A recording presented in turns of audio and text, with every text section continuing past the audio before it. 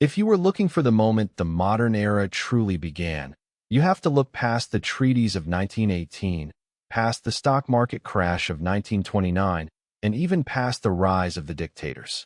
You have to look at the late summer of 1939, when the world unknowingly took a deep breath before stepping off a cliff. We often treat the Second World War as a sequel to the First, a kind of World War Part II, with better tanks and jet engines. But that's a dangerous oversimplification. World War I was about the old order dying. World War II was about what exactly would replace it. And the process of deciding that question didn't just reshape borders. It rewired the human operating system. To understand the weight of this conflict, you have to strip away the black and white footage and the triumphant marching bands and look at the numbers. They are numbers that don't even seem real. In fact, they're so large that the human brain has trouble processing them as tragedy. We usually think of violence in terms of individuals, what happened to one person or one family. But this war introduced something new, industrial-scale slaughter. It wasn't just about killing the enemy soldier across the trench anymore. It was about erasing entire populations from the face of the earth. When the German panzer divisions rolled across the Polish border in the pre-dawn darkness of September 1st, 1939, they weren't just kicking down a door. They were unleashing a philosophy of war that shocked even the hardened generals of the previous generation. This was blitzkrieg, lightning war. But it was more than speed. It was a synergistic nightmare of tanks, aircraft, and radio coordination, all working in concert to paralyze the enemy's nervous system. Within weeks, the Polish army, a force that still rode cavalry units in some cases, was crushed. The world looked on in horror, but that horror quickly turned to bewilderment. In April of 1940, Hitler turned north. Denmark fell in a day. Norway followed. Then, in May, the hammer fell on the Low Countries in France. The French army in 1940 was considered by many to be the best in the world. They had tanks that were actually better armored and armed than the German equivalents. But they were fighting 1918, while the Germans were fighting 1940. The speed of the collapse was existential. In 6 weeks, the French Republic, a major power for centuries, was forced to sign an armistice in the very same railway car where the Germans had signed their surrender in 1918. The irony was bitter, but the reality was terrifying. By the summer of 1940, the United Kingdom stood alone. Imagine being in London in those early months. Winston Churchill had just taken power, a man who had been considered a washed-up warmonger by his own party only months before. Now, he was the only thing standing between civilization and the abyss. The Luftwaffe, the German Air Force, began the Blitz, a sustained bombing campaign designed not just to destroy factories, but to break the will of the British people. For 57 consecutive nights, the bombs fell. London burned. The smell of brick dust and shattered sewage hung over the city. But here is where the human spirit does that thing it sometimes does. It hardens. The British didn't break. They dug in. And when you read the diaries of the time, you find people sleeping in subway tunnels, sharing tea, and essentially deciding that if they were going to die, they were going to die English. But while the skies over Britain were filled with dogfights between Spitfires and Messerschmitts, something far darker was brewing in the East. If the war in the West was a war for national survival, the war in the East was a war of annihilation. This is the part of the conflict that often gets glossed over in Western textbooks. But statistically, it is the Second World War. It is here that the vast majority of the fighting and dying happened. On June 22, 1941, Hitler launched Operation Barbarossa. It was the largest military invasion in the history of mankind. More than 3 million Axis soldiers crossed into the Soviet Union along a front that stretched nearly 2,000 miles. But this wasn't a standard invasion. Hitler viewed the Soviet people as Untermenschen, subhumans. The plan wasn't just to conquer territory. It was to starve the population, enslave the survivors, and create living space for the German master race. The Commissar order told German soldiers to execute any political officer they captured. This wasn't combat. This was ideologically fueled murder. And for a while, it looked like it might work. The Soviet Union was caught completely flat-footed. Stalin, a paranoid dictator who had purged his own military officer corps, refused to believe his own intelligence that Hitler was about to attack. The result was a catastrophe of unprecedented scale. Entire Soviet armies were encircled and captured in the millions.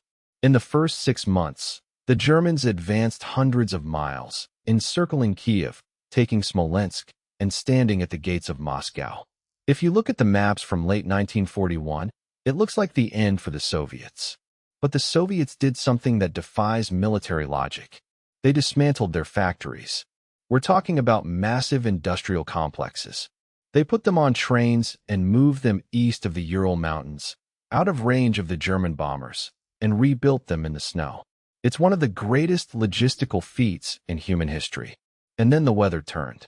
General Winter is the oldest ally Russia has ever had. The Germans, confident of a quick victory, hadn't even issued winter coats to their troops. The oil in their tanks froze. The guns jammed. And the Russians counterattacked. The drive on Moscow was stopped. The war in the East had shifted from a blitzkrieg to a grinding war of attrition. And nowhere was that grind more horrific than the city of Stalingrad. Stalingrad wasn't strategically vital in the traditional sense. What city is worth the bones of a single battalion, to quote a German general? But it bore Stalin's name. It became a matter of ego for two of the most brutal tyrants in history. The battle for Stalingrad was fought street by street, room by room, sometimes floor by floor within a single building. It was urban combat at its most absolute extreme. The ruins of the city were as deadly as the enemy. Snipers ruled the rubble. The Germans were eventually surrounded, cut off from supplies, and forced to endure freezing conditions with no food. Of the 300,000 soldiers in the German Sixth Army, only about 5,000 ever returned home. It was the turning point of the war in Europe. After Stalingrad, the German army never launched another major offensive on the Eastern Front. From then on, they were retreating. But while the Soviets were bleeding the Wehrmacht white, another theater of war was reaching its own crescendo of violence. The war in the Pacific was a different animal entirely. It started, famously, on a quiet Sunday morning in Hawaii. December 7, 1941. The Japanese Imperial Navy launched a sneak attack on the U.S. naval base at Pearl Harbor. The psychological effect cannot be overstated. The United States, a nation deeply divided about getting involved in Europe's war, was instantly unified. The sleeping giant, as Admiral Yamamoto famously feared, had been awakened. The Pacific War was defined by the vast distances involved and the fanaticism of the combatants. The Japanese military code of Bushido did not permit surrender. To surrender was to disgrace oneself and one's ancestors. This meant that American soldiers rarely encountered prisoners. It meant that battles often ended with massive bonsai charges or Japanese soldiers blowing themselves up with grenades rather than being captured. This created a brutal dynamic where Americans stopped trying to take prisoners too. The technology of war in the Pacific was terrifying. The aircraft carrier became the new capital ship, replacing the battleship. You had these massive duels between fleets that never saw each other, fighting entirely through the air. At Midway in June 1942, in the span of about 5 minutes, American dive bombers sank 3 of Japan's 4 best carriers. It was a stroke of luck that changed the course of the war. But the road to Tokyo was paved with volcanic ash and coral. Island hopping was the strategy. The U.S. would bypass heavily defended Japanese strongholds and capture islands closer to Japan to build airfields. But the Marines who stormed these beaches faced a living hell. Places like Tarawa, Saipan, Iwo Jima, and Okinawa. On Iwo Jima, an island 8 square miles, the fighting lasted for 5 weeks. There were nearly 7,000 American dead. Of the 21,000 Japanese defenders, only 216 were taken alive. The rest fought to the death in a vast network of underground tunnels. It is important to stop here and think about what total war means. It means that the line between the soldier and the civilian evaporates. In Germany and Britain, civilians were targets. But in the war against Japan, This concept reached its nadir with the firebombing campaigns. General Curtis LeMay realized that Japanese cities were largely built of wood and paper. He ordered low-level night raids with incendiary bombs. On the night of March 9, 1945, Tokyo was hit. The firestorm was so intense it created its own wind, hurricane-force gusts that sucked people into the flames. More than 100,000 people died in a single night. They were cooked to death. And while the cities burned, the darkest shadow of the 20th century was operating in the background. The Holocaust. We often talk about the Holocaust as a separate tragedy, but it is inextricably linked to the mechanics of the war. The conquest of Eastern Europe provided the Nazis with the Lebensraum and the victims they needed to implement the final solution. The industrial efficiency that the Germans applied to tank production was turned on human beings. They built factories whose sole product was death.